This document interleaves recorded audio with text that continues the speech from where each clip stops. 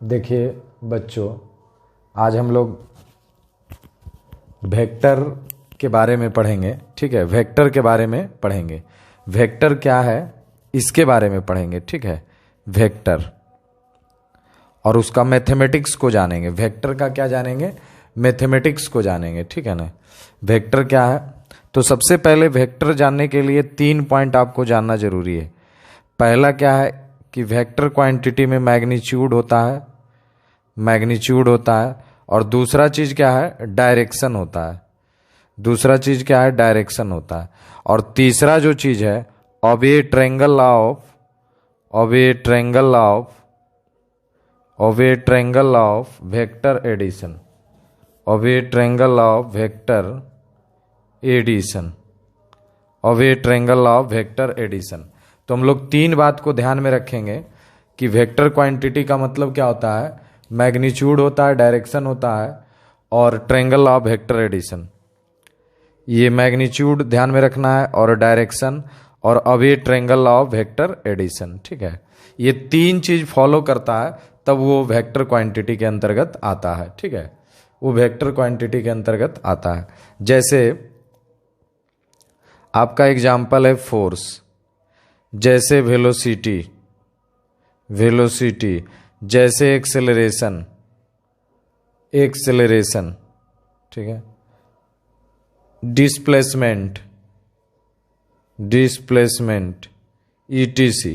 ठीक है, displacement etc. कहने का मतलब है वेक्टर क्वांटिटी का मतलब मैग्नीट्यूड होना चाहिए, डायरेक्शन होना चाहिए और a triangle of vector addition. ठीक है, ये 3 कंडीशन रहना चाहिए।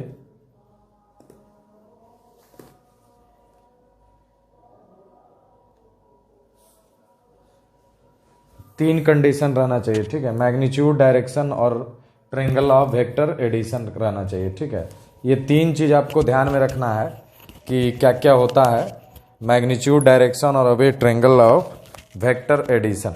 ठीक है, अब a triangle of vector addition. अब ध्यान दीजिए, इसका रिप्रेजेंटेशन कैसे करेंगे हम लोग? रिप्रेजेंटेशन, ध्यान दीजिए, रिप्रेजेंटेशन। ठीक है, रिप्रेजेंटेशन को समझिए। जैसे रिप्रेजेंटेशन में क्या होता है,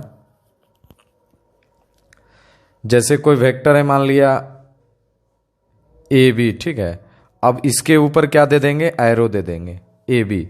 जैसे कोई वेक्टर मान लिया बी सी है, इसके ऊपर क्या दे देंगे? एरो दे देंगे। ठीक है, जैसे ए बी वेक्टर को रिप्रेजेंट करना है तो इसका मतलब क्या हुआ? ए से बी हुआ। ठीक है, यहां पर जो ए है ये क्या है? इनिशिएटिंग पॉइंट है, इनिशिएटिंग पॉइंट बोलते हैं। ठीक है, इनिशिएटिंग पॉइंट को जो है टेल कहा जाता है। ठीक है, और बी जो है क्या है?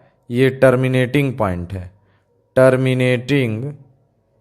टर्मिनेटिंग पॉइंट है। और इसको क्या कहा जाता है? हेड कहा जाता है। इसको जो है हेड कहा जाता है। ठीक है, यानी डायरेक्शन जो होगा टेल टू हेड होगा। मतलब ये ध्यान रखिएगा, डायरेक्शन जो आपका होगा वो टेल टू हेड हो जाएगा, टेल टू हेड। ठीक है, अब ध्यान दीजिए कि इसका मैग्नीट्यूड को कैसे लिखेंगे? Magnitude of A B vector. तो magnitude of A B vector को रिप्रेजेंट करने का 2 तरीका है। या तो ए बी मॉडुलस में लगा दीजिए, या क्या कीजिए? ए बी मॉड हटा दीजिए। ठीक है, यानी मैग्नीट्यूड को रिप्रेजेंट करने का तरीका है कि मॉड लगा दीजिए और मॉडुलस को हटा दीजिए। ठीक है, ये होता है। अब जो एक चीज ध्यान रखिएगा, एरो जो इंडिकेट करता है, एरो क्या इंडिकेट करता है? Direction. Arrow indicate direction of vector, arrow indicate direction of vector, arrow indicate direction of vector, arrow indicate direction of vector. Arrow जो इंडिकेट करता है वो क्या करता है? वेक्टर का डायरेक्शन इंडिकेट करता है। ठीक है, देखिए हम लोग जो देख रहे थे वो वेक्टर के बारे में देख रहे थे। ठीक है, बेसिक चीज हम लोग अंडरस्टैंड किए। जैसे ए बी वेक्टर लिखें, तो इसका मतलब क्या हुआ, ए बी वेक्टर का मतलब हुआ कि ए से बी हुआ, ठीक है, ए से बी इसका डायरेक्शन हुआ, और जो लेंथ इसका होगा वो क्या देगा, मैग्नीट्यूड देगा, ठीक है। जैसे मान लिया ये, जैसे आपका मान लिया बी ए है, ये बी ए का मतलब क्या हुआ, बी ए का मतलब हो गया बी टू ए, यानी इनिशिएटिंग पॉइंट बी हो गया और टर्मिनेटिंग पॉइंट क्या हुआ, ए बी हुआ, ठीक है। तो एक चीज़ ध्यान में रखिएगा, ए बी वेक्टर को आप माइनस बी ए वेक्टर भी लिख सकते हैं, ए बी वेक्टर को क्या लिख सकते हैं, माइनस बी ए वेक्टर, ठीक है ना। इसका मतलब क्या हुआ कि मैग्नीट्यूड सेम है लेकिन डायरेक्शन क्या है, अपोजिट है, यानी इसका मतलब हुआ magnitude is same, magnitude is same but direction is opposite, but direction is opposite, but direction is opposite. Magnitude क्या है, सेम है, लेकिन डायरेक्शन इसका क्या है, अपोजिट है, और ऐसे वेक्टर को ही कहा जाता है negative vector. These vectors are negative to each other. एक दूसरे का क्या होगा, निगेटिव वेक्टर होगा, ठीक है, एक दूसरे का निगेटिव वेक्टर होगा। छोटा छोटा पॉइंट ये क्लियर रखिएगा। फिर हम लोग समझते हैं ट्रायंगल ऑफ वेक्टर एडिशन क्या होता है। ट्रायंगल ऑफ वेक्टर एडिशन, ठीक है, triangle of vector addition, triangle of vector addition, ठीक है, ट्रायंगल ऑफ वेक्टर एडिशन हम लोग समझते हैं। तो ट्रायंगल ऑफ वेक्टर एडिशन है क्या, इसको ध्यान से समझिएगा। जैसे मान लिया कोई ट्रायंगल है, ये कोई ट्रायंगल है, देखिए ध्यान से, मान लिया कोई ट्रायंगल है ए बी सी, ठीक है, और मान लेते हैं कि दो का डायरेक्शन जैसे बी सी का और ए सी का, ठीक है, डायरेक्शन सेम है और इसका क्या है, अपोजिट है। तो देखिए बी सी का जो डायरेक्शन है और इसका डायरेक्शन है, ठीक है, ये दोनों सेम है और ये जस्ट इसका क्या है, अपोजिट है। तो क्या करना है कि सेम डायरेक्शन वाला को ऐड करना है। तो बी सी प्लस ये क्या होगा, सी ए, इनिशिएटिंग पॉइंट सी है तो सी ए होगा, ठीक है, इक्वल टू क्या हो जाएगा, ये बी ए हो जाएगा, और ये जो ऐड होकर आता है यही आपका हो गया रिजल्टेंट वेक्टर, यही हो गया रिजल्टेंट वेक्टर, ठीक है, रिजल्टेंट वेक्टर। हम लोग फिजिक्स में डीप में पढ़ते हैं, मैथ में थोड़ा सा यूज होगा। ये ए बी सी है और ये सी ए, दोनों का डायरेक्शन सेम था, इसलिए B C plus C A equal to क्या हो गया, बी ए। ये जो आता है ये क्या हो गया, रिजल्टेंट वेक्टर हो गया। यानी कह भी सकते हैं रिजल्टेंट वेक्टर कौन दे रहा, देखिए यहाँ पर इसका भी हेड मिल रहा है और इसका भी हेड, तो यहाँ पर हेड हेड मिल रहा है, ठीक है, और ये जो पॉइंट है इस वेक्टर का भी टेल मिल रहा है और इस वेक्टर का भी टेल मिल रहा है, ठीक है ना।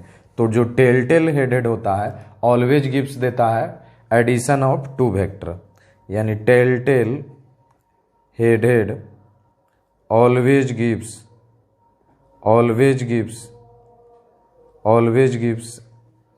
Tell tail head head always gives addition of two vector, addition of two vector, ठीक है, एडिशन ऑफ टू वेक्टर। हम लोग क्या पढ़ रहे थे, triangle of vector addition. Triangle of vector addition में दो वेक्टर को ऐड करने का एक तरीका है। इसके लिए कंडीशन है कि दो वेक्टर का डायरेक्शन क्या होना चाहिए, सेम होना चाहिए। जैसे ये बी सी है प्लस क्या है, सी है, तो दोनों को ऐड किए और जो थर्ड वेक्टर जो अपोजिट है वो क्या हो जाएगा, रिजल्टेंट वेक्टर है। इसको एक तरीका से और समझ सकते हैं कि ये देखिए टेल है और इसका इस वेक्टर का भी टेल है, तो ये टेल टेल हो गया। ये देखिए हेड है, ये भी हेड है, तो टेल टेल हेड हेड जो देता है always gives addition of two vector देता है, ठीक है। ये ध्यान दीजिएगा इस पर। देखिए अब कभी कभी ऐसा एग्जाम्पल भी आता है, कंसेप्ट देखिए, ये सब एक एक पॉइंट क्लियर करिएगा, ठीक है ना। कंसेप्ट देखिए, मान लिया कि तीनों वेक्टर का डायरेक्शन सेम है, तीनों वेक्टर का डायरेक्शन क्या है, सेम है। मान लिया ए से बी है, फिर बी से सी है, फिर सी से है। देखिए तीनों का डायरेक्शन जो है सेम है, तीनों का डायरेक्शन सेम है। If 3 vectors are in same direction, are in same direction, are in same direction, अगर सेम डायरेक्शन में है then their resultant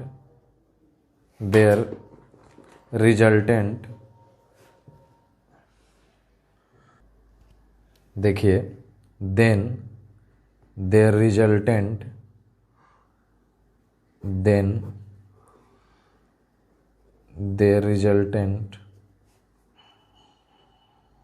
then their sum of vector addition then their sum of vector addition is 0। ठीक है, यानी क्या हो जाएगा, A B plus B C plus C A equal to क्या हो जाएगा, 0 हो जाएगा। यानी कहने का मतलब अगर तीनों का डायरेक्शन सेम है तो उसका वेक्टर एडिशन क्या हो जाएगा, 0। यानी कह सकते हैं कि if 3 vectors are in same direction, अगर 3 वेक्टर्स जो है सेम डायरेक्शन में है then their sum of vector addition is 0, तो उसका जो सम होगा वो क्या हो जाएगा, 0 हो जाएगा। ठीक है, ये सब पॉइंट आप क्लियर रखिएगा। नेक्स्ट जो बात बता रहे हैं वो ध्यान दीजिएगा पोजीशन वेक्टर के बारे में। पोजीशन वेक्टर ठीक है, कैसे कैलकुलेट करेंगे ये, जैसे देखिए मान लेते हैं कोई पॉइंट है ए से बी गया, ठीक है, ए टू बी गया। ठीक है, पोजीशन वेक्टर का मतलब होता है ओरिजिन के रिस्पेक्ट में उसका क्या पोजीशन है, और इसका जो डायरेक्शन होता है ओरिजिन के ऑलवेज अवे होता है।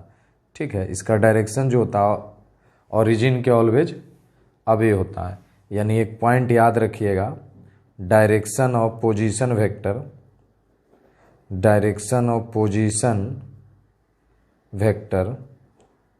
इज ऑलवेज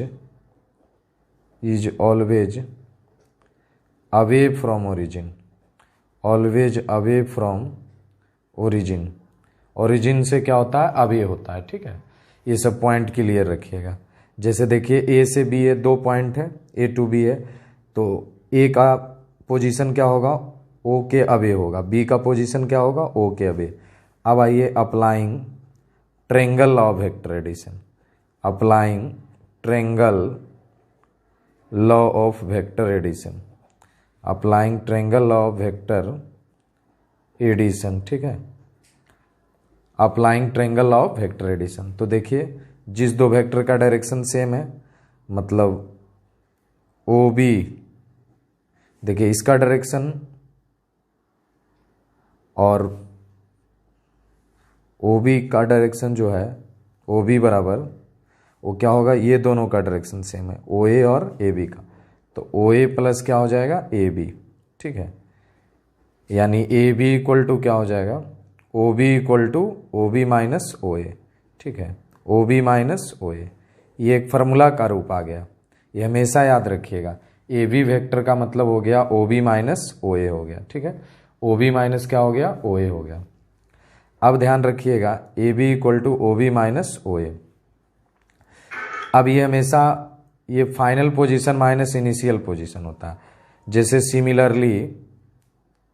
सिमिलरली आपको मान लिया बी सी रहा तो आप क्या करिएगा, तो बी सी रहेगा तो ध्यान दीजिएगा आप ओ सी माइनस क्या कर लीजिएगा, ओ बी कर लीजिएगा। ठीक है, मतलब फाइनल पोजीशन माइनस इनिशियल। जैसे उसी तरह से ए सी रहेगा तो क्या करिएगा, ओ सी माइनस क्या करिएगा, ओ ए करिएगा। ठीक है, तो ये सब पॉइंट आप लोग क्लियर रखिएगा कि पोजीशन वेक्टर क्या होता है। तो पोजीशन वेक्टर का मतलब बताएं कि किसी पॉइंट का ओरिजिन के रिस्पेक्ट में क्या पोजीशन है, तो इसलिए उसका जो डायरेक्शन होगा वो ऑलवेज अवे फ्रॉम ओरिजिन होगा, ओरिजिन के क्या होगा, ऑलवेज अवे होगा। तो जैसे ए से बी गया था, एक पॉइंट था ए टू बी है, तो ए का क्या होगा डायरेक्शन, ओ से ए होगा और बी का ओ टू बी होगा। ठीक है, तो applying triangle law of vector addition, triangle law of vector addition किए तो ओ बी इक्वल टू क्या होगा, देखिए ये अपोजिट डायरेक्शन में था, ये दोनों सेम डायरेक्शन में था, तो ओ ए प्लस क्या हो गया ए बी, तो A B equal to O B minus O A हो गया। तो हमेशा ध्यान रखिए फाइनल माइनस इनिशियल हुआ, ठीक है। और उसी तरह बी सी रहेगा तो ओ सी माइनस क्या हो जाएगा ओ बी, ए सी रहेगा तो ओ सी माइनस ओ ए हो जाएगा, ठीक है। तो ये सब पॉइंट आप क्लियर रखिएगा, ठीक है ना, ये सब पॉइंट क्लियर रखिएगा। अब देखिए आपको यूनिट वेक्टर के बारे में बताते हैं। यूनिट वेक्टर, क्योंकि पोजीशन वेक्टर और यूनिट वेक्टर एक दूसरे से को रिलेटेड है, तो थोड़ा सा समझिएगा।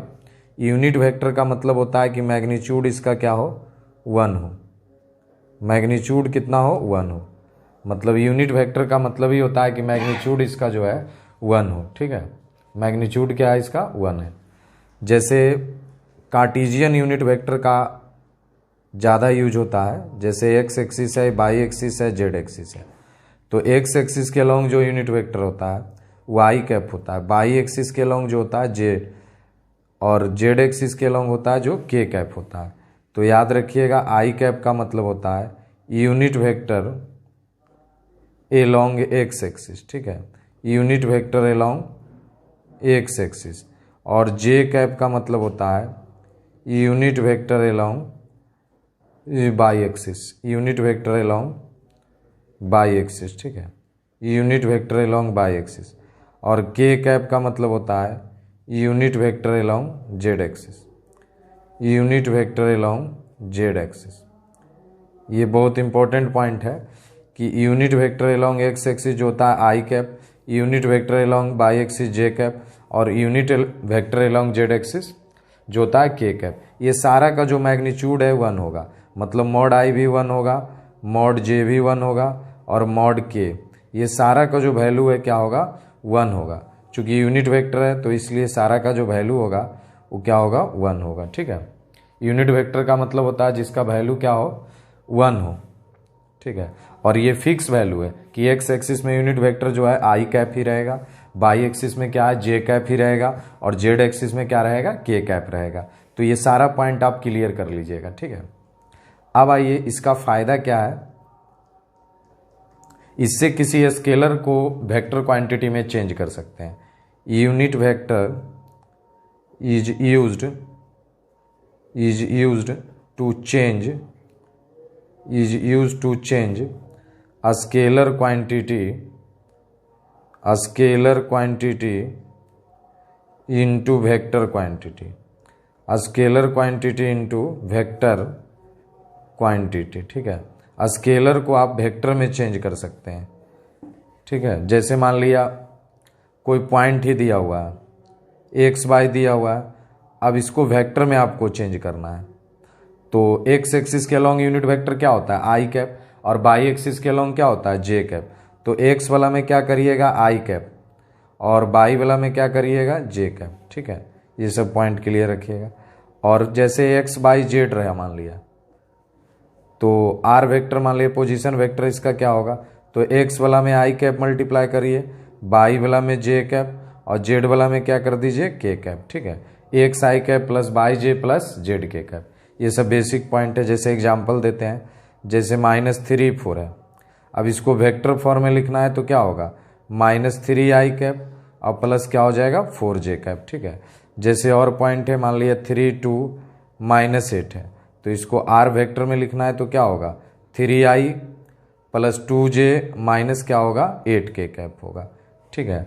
ये सब पॉइंट क्लियर कर लीजिएगा, ठीक है, कि यूनिट वेक्टर को क्या यूज होता है, तो स्केलर क्वांटिटी को वेक्टर में चेंज करने के लिए। जैसे एक्स एक्सिस के लॉन्ग आई कैप मल्टीप्लाई करेंगे बाई एक्सिस के लॉन्ग जे कैप, एक्स के लॉन्ग आई कैप, बाई के जे, और जेड के लॉन्ग के कैप, ठीक है। तो एग्जाम्पल दिए, ये क्लियर कर लीजिएगा इसको, ठीक है। अब देखिए, अब जो बताएंगे किसी पोजीशन वेक्टर दिया हुआ है तो उसका मैग्नीट्यूड कैसे निकालेंगे। जैसे आर बराबर दिया हुआ है, मान लिया x i cap y j cap और जेड के कैप, ये दिया हुआ है मान लिया पोजीशन वेक्टर आपको, r equal to x i cap y j cap plus z k cap, इस फॉर्म में दिया हुआ है।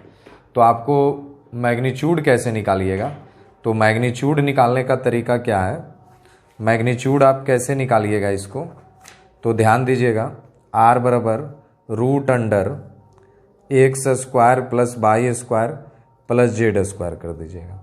ठीक है, यानी कहने का मतलब है, ये बहुत इंपॉर्टेंट पॉइंट है, आर बराबर x i cap plus y j cap plus z k cap. तो आर बराबर क्या होगा, root under x square plus y square plus z square. जैसे एग्जाम्पल देते हैं, ठीक है, आर बराबर मान लिया 3i प्लस 4j कैप और प्लस मान लिया 2k कैप है। ठीक है, तो आर बराबर क्या हो जाता है, रूट अंडर 3 का स्क्वायर 4 का स्क्वायर प्लस 2 का स्क्वायर। ठीक है, तो 3 का स्क्वायर कितना हो जाएगा, 9 हो जाएगा, प्लस 4 का स्क्वायर क्या होगा, 16, और 2 का स्क्वायर कितना होगा, 4 होगा। तो ये आ जाएगा आपका 29 यूनिट आ जाएगा, 29 यूनिट आ जाएगा। ठीक है, ये सब बहुत इंपॉर्टेंट पॉइंट है कि आर बराबर x I by plus by j cap plus z k cap. तो मैग्नीट्यूड कैसे निकालिएगा, तो रूट अंडर पहले दे देंगे, फिर आई के कोफिशिएंट का स्क्वायर प्लस जे के कोफिशिएंट का स्क्वायर प्लस के कोफिशिएंट का स्क्वायर। ठीक है, जैसे एक एग्जाम्पल भी दिए 3i plus 4j plus 2k cap. तो आर बराबर मतलब आर वेक्टर का मैग्नीट्यूड 3 का स्क्वायर प्लस जे के कोफिशिएंट का स्क्वायर मतलब 4 का स्क्वायर प्लस के कोफिशिएंट का स्क्वायर मतलब 2 का स्क्वायर। ठीक है, और एग्जाम्पल देते हैं, ध्यान से समझिएगा इसको। R equal to -4i plus 3j plus 2k cap. तो अब इसका भी आप निकाल सकते हैं मैग्नीट्यूड। तो ये क्या हो जाएगा, -4 का स्क्वायर और ये 3 का स्क्वायर और ये क्या हो जाएगा, 2 का स्क्वायर। तो ये भी देखिए -4 का स्क्वायर 16 आ जाएगा, ये 9 आ जाएगा, ये 4 आ जाएगा, ये भी 29 यूनिट हो गया। ठीक है, तो ये बहुत ज़रूरी चीज़ है कि आपको मैग्नीट्यूड निकालने के लिए आना चाहिए। और इसमें आपसे क्वेश्चन बहुत बार पूछा जाएगा कि डायरेक्शन मतलब यूनिट वेक्टर कैसे निकालिएगा किसी वेक्टर के डायरेक्शन में, यानी calculation of unit vector, calculation of unit vector in the direction of any vector, in the direction of any vector.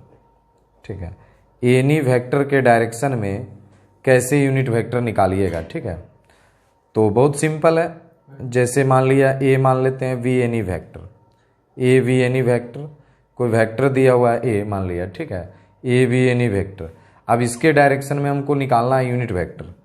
तो ए कैप मान लेते हैं, तो ए वेक्टर और बटा इसका मैग्नीट्यूड, यानी किसी के डायरेक्शन में यूनिट वेक्टर निकालना हो तो वो वेक्टर बटा उसका मैग्नीट्यूड। ए कैप का मतलब यहाँ क्या हुआ, इसको ए कैप बोलते हैं, ए कैप बोलेंगे। ठीक है, इसका मतलब हुआ unit vector in the direction of vector A, in the direction of vector A. ठीक है, in the direction of vector A, यानी calculation of unit vector in the direction of any vector. तो ए कैप, ए वेक्टर मतलब जिस vector के long निकालना है उसका वेक्टर, अब बटा उसका क्या कर देना है, मैग्नीट्यूड डिवाइड कर देना है। ठीक है, ये सब पर आपको क्वेश्चंस बहुत सारा रहेगा, तो आप इस वीडियो का एक एक पॉइंट को आप अंडरस्टैंड करिएगा। उसके बाद ये बेसिक चीज़ है। ठीक है, इसका एक एक लाइन एक एक पॉइंट आप बेहतर तरीका से समझिएगा। फिर अगले वीडियो में इससे रिलेटेड हम लोग क्वेश्चन लाएंगे। ठीक है, तब तक के लिए इस वीडियो का एक एक पॉइंट को क्लियर रखिएगा, तो निश्चित बात देते हैं, 100% गारंटी देते हैं कि आपको क्वेश्चन बनाने में हेल्प मिलेगा। ठीक है, तब तक के लिए